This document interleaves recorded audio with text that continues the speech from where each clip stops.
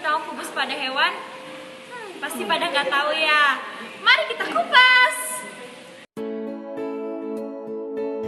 Hewan tersusun dari beberapa jaringan, yaitu jaringan otot, jaringan saraf, jaringan epitel, dan jaringan penyokong. Nah, sekarang kita akan membahas sedikit tentang jaringan epitel pada hewan. Jaringan epitel adalah jaringan yang menutupi bagian luar tubuh dan melapisi berbagai rongga dalam tubuh hewan. Lalu ada beberapa fungsi dari jaringan epitel. Yang pertama, untuk melapisi jaringan yang ada di bawahnya. Yang kedua, sebagai transportasi zat-zat. Yang ketiga, sebagai absorpsi, ekskresi, sekresi, dan eksteroreseptor. Dan juga untuk membantu respirasi.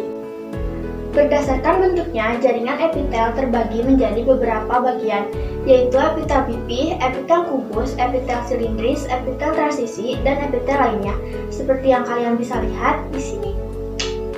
Jaringan epitel kubus dinamakan jaringan epitel kubus karena bentuk yang menyerupai kubus.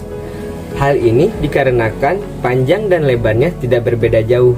Jaringan ini berada juga tepat di tengah sel. Jaringan epitel pada kubus dibagi menjadi dua. Yang pertama yaitu jaringan epitel kubus lapis, dan yang kedua adalah jaringan epitel kubus berlapis.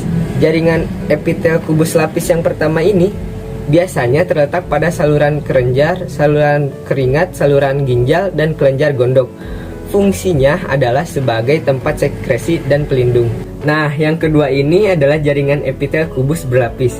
Pada jaringan epitel kubus berlapis ini biasanya terletak pada beberapa bagian tubuh, yaitu seperti folikel ovanum, testis, kelenjar keringat, dan kelenjar ludah.